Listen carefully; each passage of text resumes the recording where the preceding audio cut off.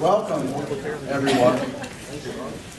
Welcome to the Horizons Ballroom, once again for the 18th straight year. And once again, Army-Navy game weekend. As if we couldn't tell. Getting through a congested lobby of midshipmen loyalists should present little challenge for us. This year, 2015, has been a continuous line of disruption, one way or another. 2.5 years ago, we hired FYI Solutions. Disruption is good, they said. Disruption breeds opportunity. And above all, disruption is the gateway to enterprising freedom. So, when Cherry Street kept closing over and over again, no problem for us. We turned the parking lot next door into a drive-through. When Arch Street was cramped by construction, and we couldn't even jaywalk, no problem. We all got a wonderful view of 20th Street.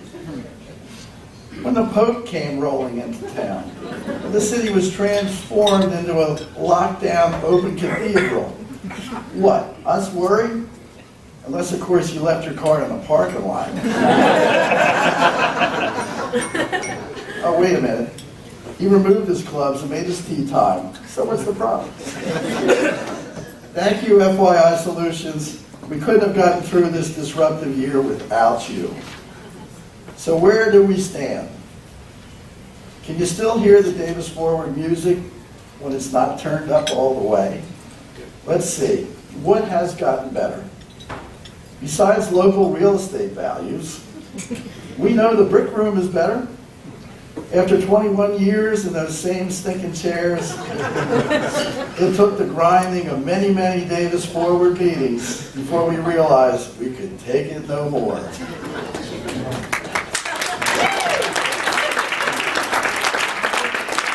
Evidently, when we form, storm, reform, and perform, our chairs are apt to wear, tear, and become threadbare, bringing new meaning to bucket seats. Thank you, Susan Tobias, for taking care of that. And thank you for Davis Forward for getting the message across from the bottom up.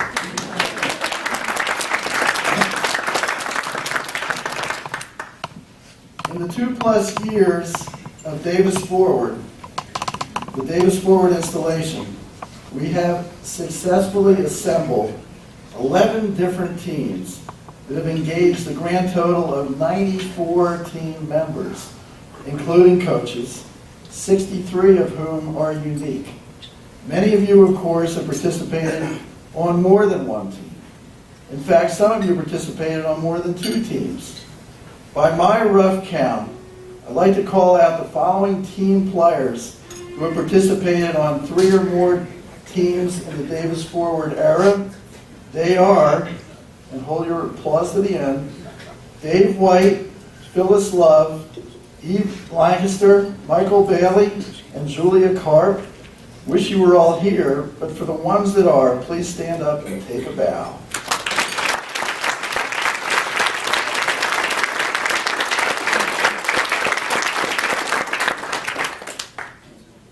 We also have about 18 more folks who have participated on at least 2 teams.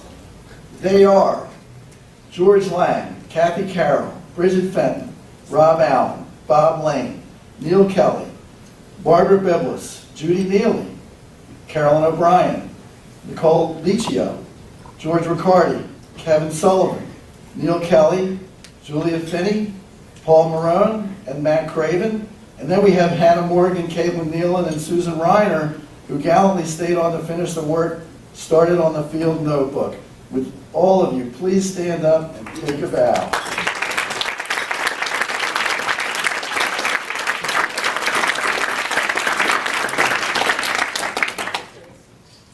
Now, everyone in the room who has participated in at least one team, please stand up and act like the Eagles just beat the Patriots.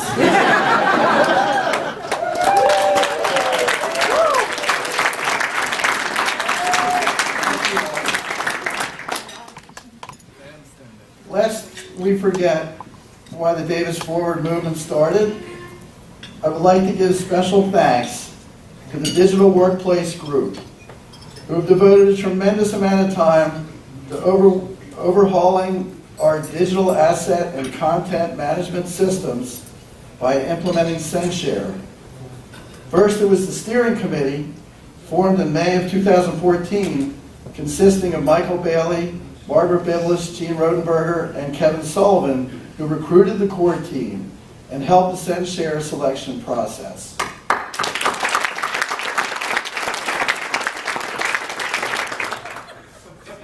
Then, we have the core team who has really done the heavy lifting.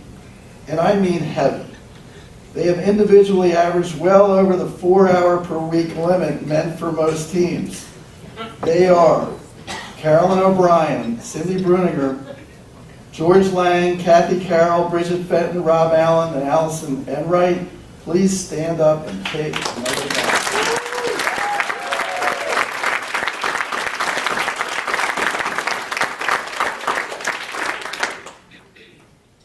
Their tireless effort has spanned over a year and a half that has allowed us to begin entering the most new and existing art into the SendShare process.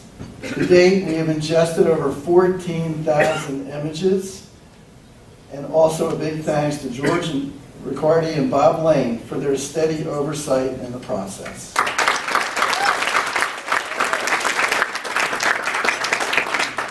Thank you all for moving Davis forward. We are committed to building on your insights and your recommendations. The Davis Forward movement is alive and well and has been instrumental in tackling our collaboration challenges in rolling out an onslaught of digital projects over the next year.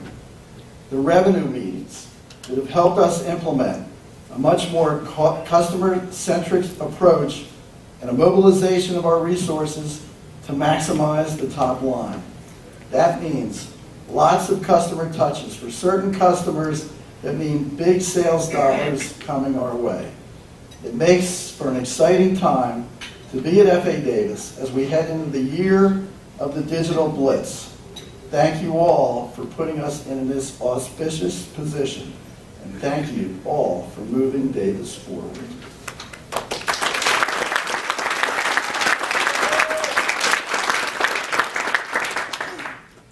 This brings us to the special appreciation part of the party. We'd like to think that there's a silver box in everyone's future here, if not in their dedicated past.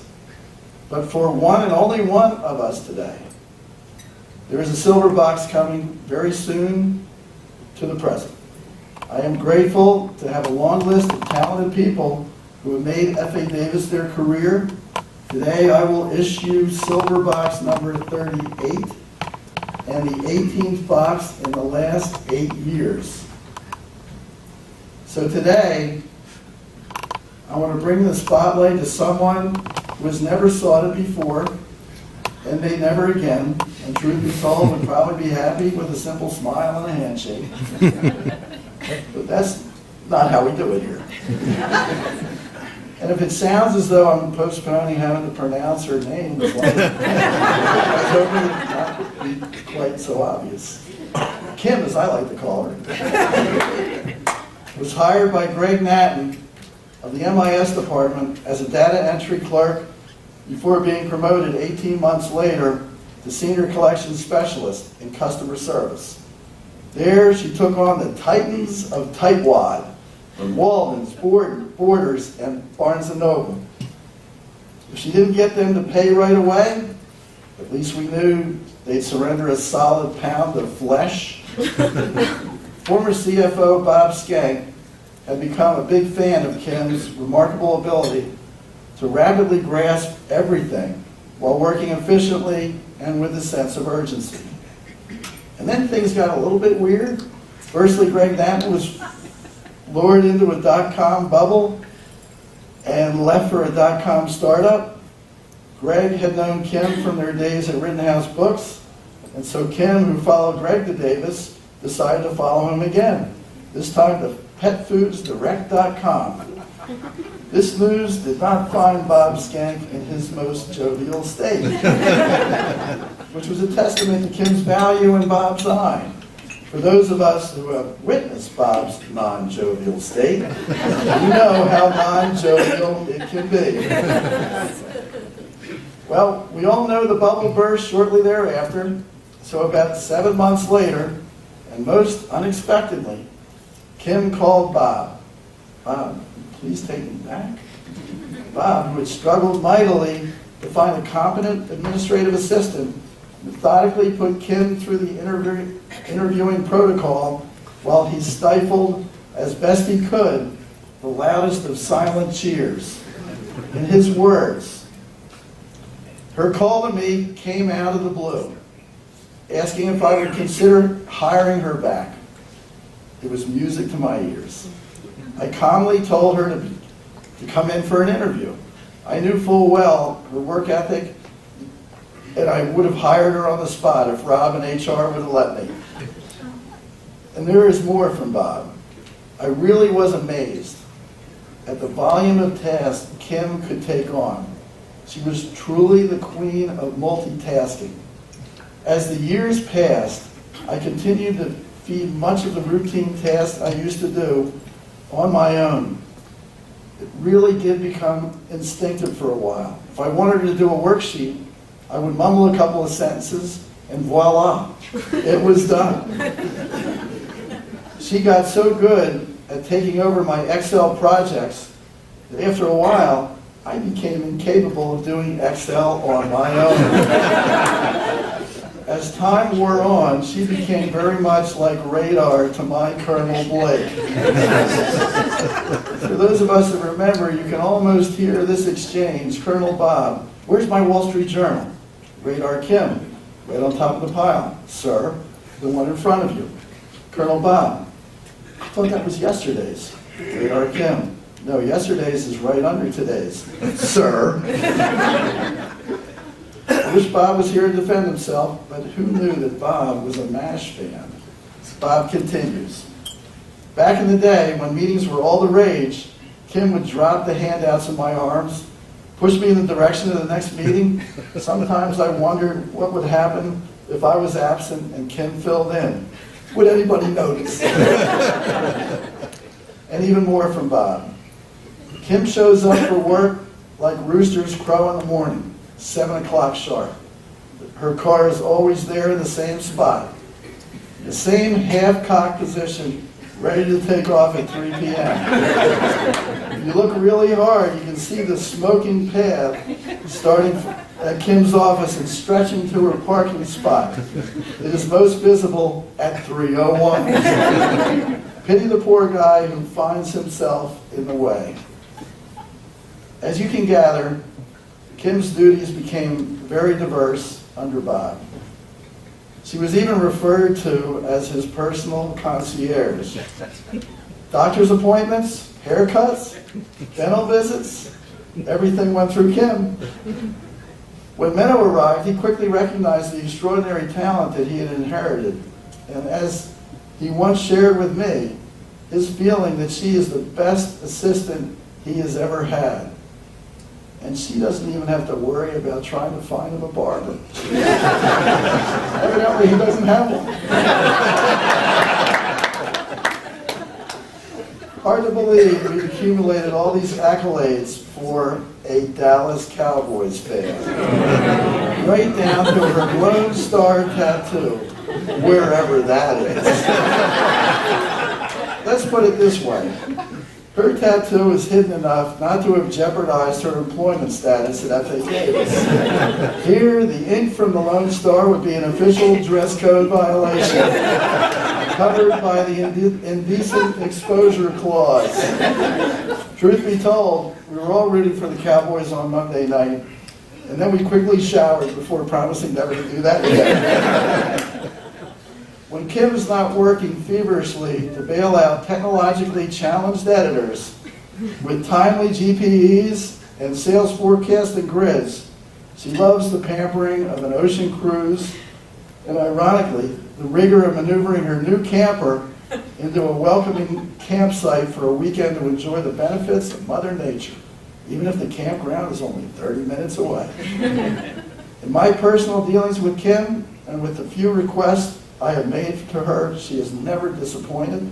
Gratefully, she only challenged me to pronounce her last name once. Instead, I not so courageously asked her if she thought Kim J had a nice ring to it. I was very happy to hear that Kim was able to move the date for her medical procedure away from this week so she could be here to accept a well-earned silver box for 20 enormously productive years at FA Davis. Please join me in thanking the former Kim Smith. Okay, here goes. Please join me in thanking Kim Jen Gwinnen.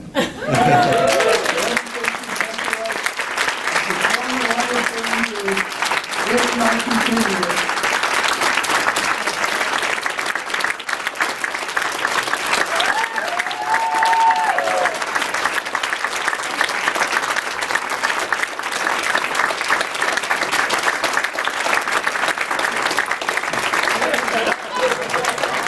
No, right there. Rob, just turn around. Turn around.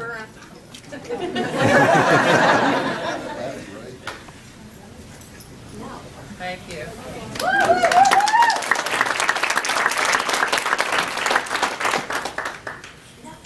So I'd like to thank Darlene Dargan Woods for the party's organization. She couldn't be with us. She really was a trooper all week. For those of you in the green room, you know she was struggling. And she did actually come here to make sure everything was right before she left. And so I certainly thank her for that. I also want to thank Kate Margison and Carolyn O'Brien for the invitations, Kate George for the music, George McCarty for his ever-popular photography, along with Cindy and Paul, thanks for helping out, and Bob Skank for his entertaining reflections. But before, let's give them all applause.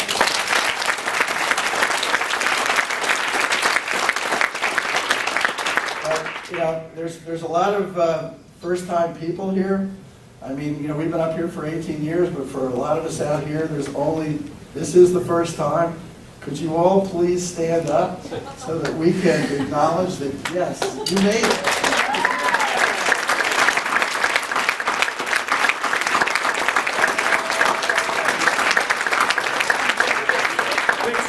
And also, I am very happy to report that the portal was very attractive today. And, to quote AC/DC, we were back in black.